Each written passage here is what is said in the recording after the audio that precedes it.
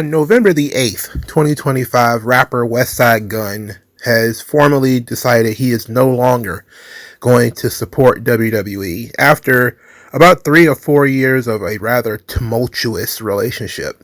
This video was going to be basically a chronicling of what occurred during this 3 or 4 years that led him to this point. And you got to say, I understand it. As usual, I see it both ways. Westside Gunn has a history of using WWE intellectual property without permission, which I think is the final straw, was the billboard in New York City that featured Virgil and the Ted DiBiase, the $1 Million Man, and they forced him to change the cover of that album because it's WWE intellectual property that he did not get permission. But this goes way back to 2021. So we're going to kind of work our way to this point. In October, September 2021, Greg Hamilton, the former ring announcer for WWE, brings to WWE's attention and the world's attention, because I didn't really know it at the time, that a rapper was using his voice in a rap song. That rapper, of course, is Westside Gunn. So on a now deleted Instagram post, Greg Hamilton wrote, "Well, Westside Gunn, let's hope that since you stole my voice for your incoherent kindergarten fables, that you saved up enough delivering for DoorDash, because you be paying me for years. Apologize, and I'll think about not collecting every dime for the rest of your life. Or I can just get WWE's lawyers. That's okay too. Settle with my lawyer and don't ever use my voice again. So wrong." And he says, "It was $20K, but at noon Eastern it's $30K, and we can go to court. TikTok, the longer this goes, the longer I have in court. You ready to settle, or do you want to dance with WWE's lawyers? It's a slam dunk. Price goes up by the day." So, Greg Hamilton, this comes out in September. By October, Greg Hamilton is fired. They don't want to deal with this. This guy is out of here. He then puts up another, I think now deleted Instagram post that says, "What a shame. I loved my job with WWE. And yes, after the Saudi Arabia tour, I came home to relax and sleep and got bombarded during a UC game about my voice being used in a vulgar rap song or in a vulgar song. I didn't want to get fired or perceived as complicit given all we worked towards. I was the main host of the Be a Star rallies for the Boys and Girls Clubs of America. I messaged my management on different levels, not here to call anyone out. I was promptly shut down and told to be radio silent, which I did. 2 days later, released. For bringing to light what they are now furious about. I miss my coworkers and friends, but I'm also excited to continue to create and develop content showcasing our me mission passions. Hard to accept as a blessing, but this just might do it." Then he also says, "And by the way, nothing but love for Westside Gunn. We had a misunderstanding, not a problem." In December of 2021, Westside Gunn goes to NXT. This was during the NXT reboot, the 2.0 days. He was acknowledged on air. There was apparently some kind of content or video made featuring Westside Gunn, but then it was removed. Interestingly enough, in December 2021, Westside Gunn tweeted out, "I sit front row all the time with AEW and WWE, every pay-per-view for sure, and at least a TV appearance one time a month. Spend over 6 figures a year. I have not yet once gotten love, but again, I don't expect too much. I'll let them keep giving it to everybody else. This fourth rope is all on me. Zero hype, just culture." So this seems to be the root of a lot of the issues here, is that he would like some level of acknowledgement for what he did, and WWE had given him just a little bit in terms of actually acknowledging that he was there at NXT, but then it was removed, and there is no reason given why it was removed. Then WWE decides to double down on their ridiculousness and filed DMCA claims against Westside Gunn on YouTube. So in January of 2022, Westside Gunn's music videos for Claiborne Kick, The Hurt Business, French Toast, and Allah Sent Me were hit by DMCA claims by WWE. Now, we don't know for sure that it was WWE, even though we're pretty sure, because it didn't go across all platforms. So it's not like it hit Spotify and everything else that he might use. It was simply YouTube. At least I haven't seen it anywhere else. And Griselda Records, their official Instagram account, says retroactive copyright claims. Why at WWE? So it seems that the unlicensed usage of intellectual property was going to become at least part of the issue here. Westside Gunn was also at the WWE Day 1 pay-per-view in Atlanta. So this show featured Migos. They sat ringside on the other side of the barricade next to the announce desk during the show. This was during the last few days of the Vince McMahon era of WWE. This would be one of the last events that he would, one of the last big events that he would host.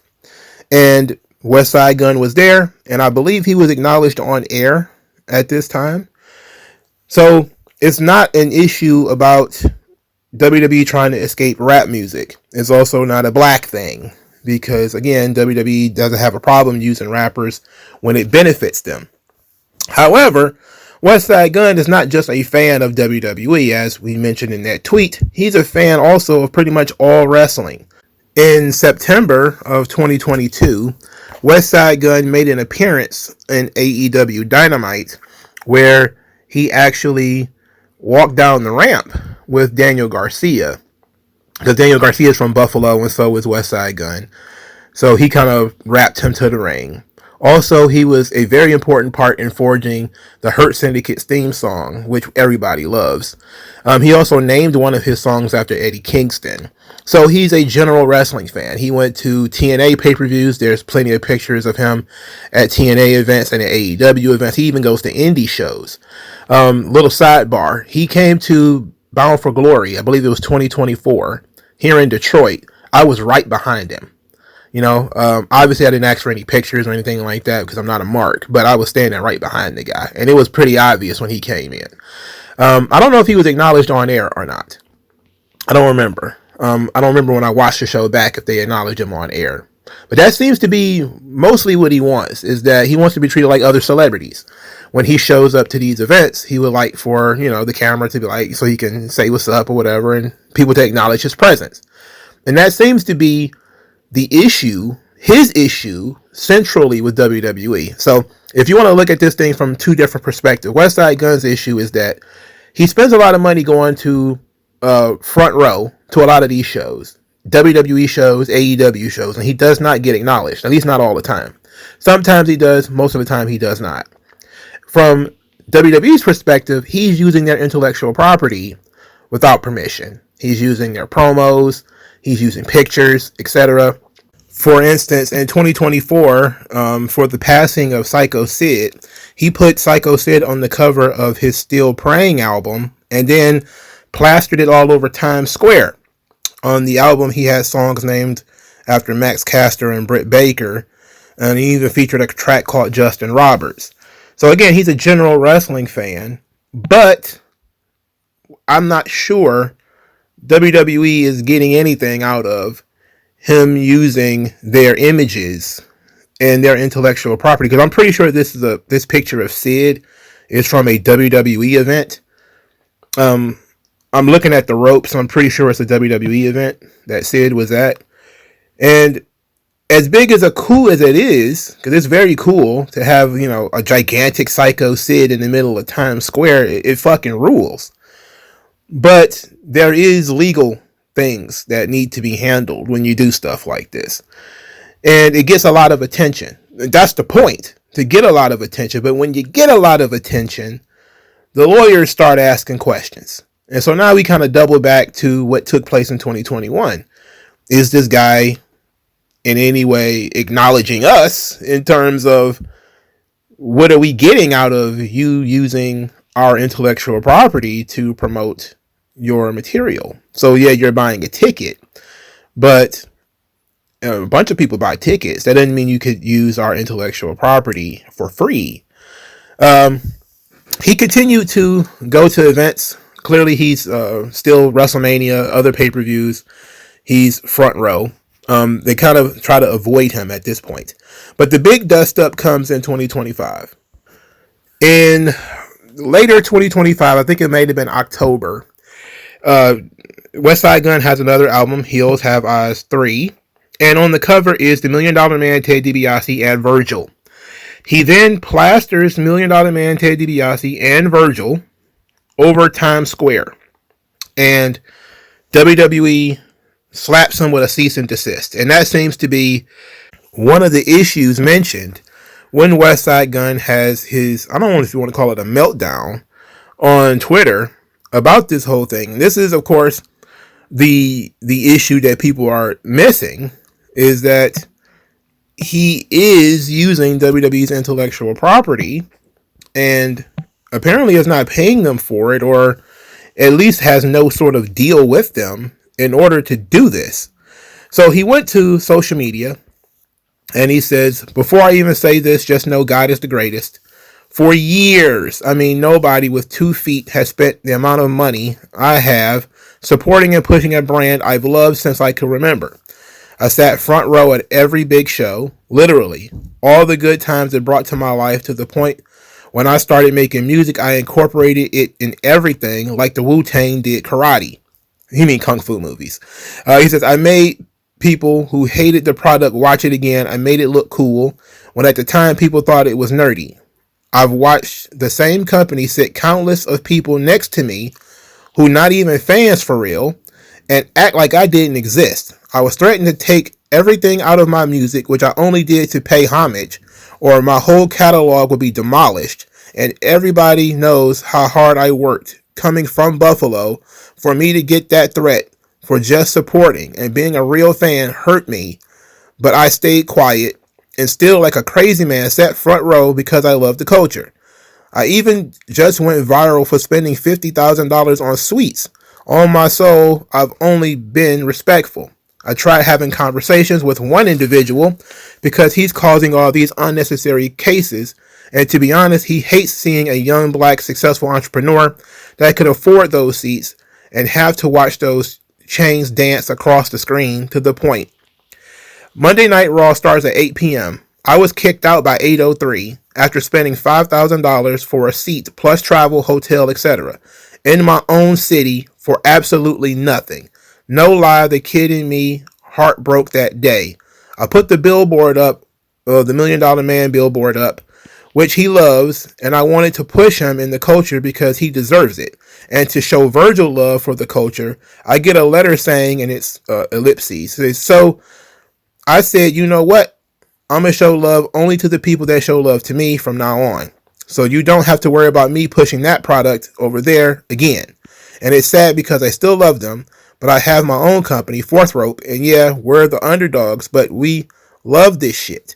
It's not about money. We're going to keep pushing culture, and I'm honored to have Josh Bishop on the trilogy cover because he deserves it for believing in me from day one as my first official wrestler. So, he chronicles in here several things that they threatened his music due to all of the promos and different things that he uses, which should be fair use, if we're being honest. I don't see visuals different, but audio, well, at the same time, a lot of the audio stuff is sometimes even more stringent. But, you know, various people play audio and visuals from WWE and they don't get treated like this. I know WWE used to be pretty tough with the DMCAs, even on YouTube for people who make YouTube videos and stuff like that. They've eased up over the years, but they can still be pretty rough. And it's a gigantic corporation. And again, it might be a third party that's doing this, but it also might not matter who's doing it, considering how tight our copyright laws are here in the United States. What offends me as a fan is the fact that he was kicked out of a wrestling show for no reason. Now, there might be a reason. We don't know. But he said he was kicked out of a wrestling show in Buffalo, his own hometown. So I did some investigating because nobody else did when I looked. And I wanted to see when the last time WWE was in Buffalo. And if the event happened this year, that kind of was the straw that broke the camel's back. Obviously, it would have been Times Square because that happened in October of 2025. But the last time Raw was in Buffalo was March the 3rd, 2025. So if it happened this year, and it more than likely happened March 3rd, 2025. And it seems that the straw that broke the camel's back was them forcing him to change his album cover in October of 2025. I definitely don't like what WWE is doing with Westside Gunn. Now, I'm not really a fan of Westside Gunn. I couldn't tell you too many songs that he made. I haven't listened to his material that much. Wrestling fans who say like, hey, you should obviously be a fan of his. He's into hip hop and fashion, and you know, he's a rapper who integrates wrestling into his music. But I've kind of outgrown the hip hop thing, so I usually don't really go back and listen to a whole lot of that stuff. But I look at it from the perspective of, I think WWE wants to curate the kind of people that they do business with. And this guy going and doing this stuff all on his own without clearing stuff with them first, and him being an independent artist, is a problem, you know? Obviously, WWE doesn't have a problem integrating rappers. You know, Lil Wayne popped up at WrestleMania, and they brought Travis Scott in for an event. They built an entire pay-per-view around Young Metro. The Atlanta show, Bad Blood, they had Young Metro in the commercials. So obviously they want to curate who they use and how these people integrate into the product. Hopefully they can work this thing out. They disrespected this guy quite a few times, and I don't like that as a fan. I don't like it. But it's not a black thing, and it's not a rap thing. It's clearly a personal thing with Westside Gunn. And I'm not sure what it could possibly be. Because WWE has no problem integrating rappers. For years, Wale hosted his own WrestleMania party called Wale Mania. Now, he's ending the Wale Mania shows this year. So 2025 was the last Wale Mania show. No, it wasn't a big deal made about it, but it was, as we are talking about the culture of hip hop and pro wrestling, this was a celebration of that. And it seems that TKO is probably going to try to launch some knockoff version that they can 100% control, because this year they started doing other ancillary events around WrestleMania, like that dumbass roast that they did. And they don't seem to understand that guys like Wale, who did the theme song to WWE NXT 2.0 that everybody shit on, are legitimate fans of the business. Wale actually did several interviews where he mentioned that he wanted to do a Lucha Underground type show with wrestling and hip hop, and he had pitched it to BET several years ago. So this has been bubbling underneath the culture for a really long time. The marriage of hip hop and wrestling. And Westside Gunn took it to the next level by creating his own wrestling promotion.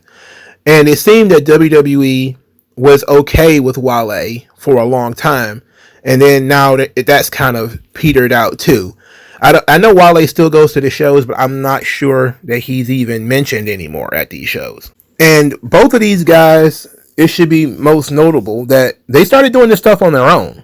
You know, it wasn't WWE reaching out to them or anything like that got them to doing the Wale Mania shows or Westside Gunn going to these events. These guys were spending their own money to go and support, and they became, of course, friendly with the wrestlers, built relationships, and started doing things on their own.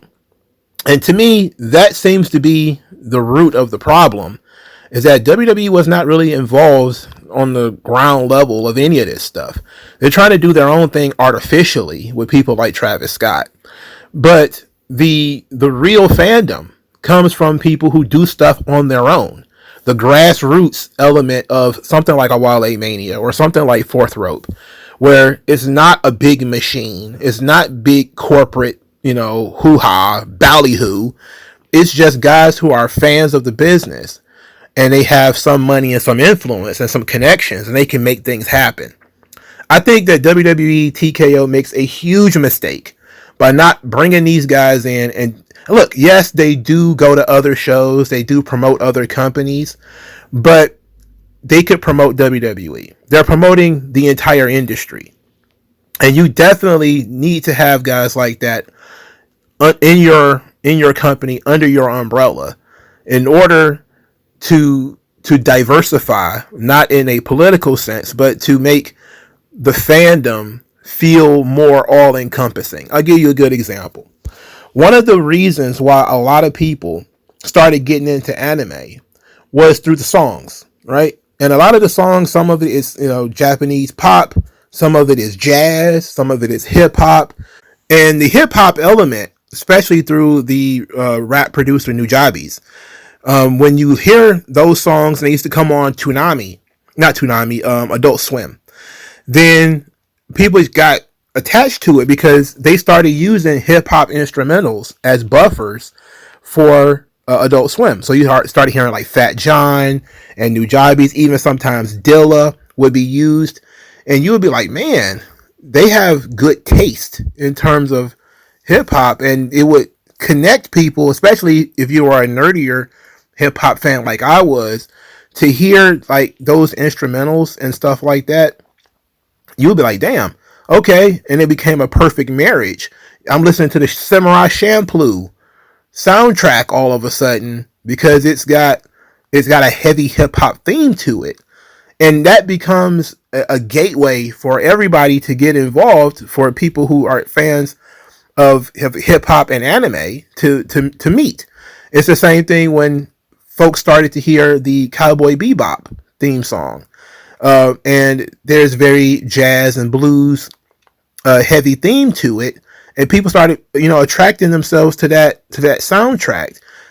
The music is an important element to anime. It's important to wrestling as well. It's a suboptimal strategy to ignore the grassroots independent desire to be acknowledged by either, whether it's Wale or Westside Gunn or anybody, unless these guys have done something illegal or they're involved in Diddy parties or something like that. There's no good reason to not tap into that energy and play into it. There's just really no good reason not to do that. Even if it's a situation where, hey, he's using your intellectual property, okay, let's make some kind of deal where he can continue to do that. But as long as it's not a theme song or anything like that, if it's just promos, words, or whatever, then fine. I don't know. What's the problem here? It's not taking away from the visual of going to a WWE event. It's not taken away from what they may put up on the vault or putting up on Peacock. It's a completely different product. You know what I'm saying? So it should fall under fair use. So if he gets sued, it's going to be expensive, but I think it'll fall under fair use. I'm talking about Westside Gunn. And WWE should definitely utilize this. They need to fix this problem. Okay? If it's TKO that's pushing Wale out of Wale Mania, they need to fix that. And I know they likely wouldn't, because they think they can just replace these things and do them themselves. But you can't beat that independent, grassroots, legitimate love for something. You can't replace it with some kind of corporate manufactured thing, because everybody's going to be able to see right through it. But I hope Westside Gunn and WWE can come together and fix this problem. He's a true fan. Again, I see the guy everywhere on wrestling shows. He's legit. Same thing with Wale. Hopefully that these things can be fixed. If not, I hope they work together, Wale and Westside Gunn, to make something even bigger that merges hip hop and wrestling, and they do things on their own. Because I'm all for black independence and not relying on the machine to do things for you or to make things happen. So hopefully this all works out. If it don't, it'll work out anyway. God bless him. Like, share, subscribe. I'll talk to you guys later. Peace out.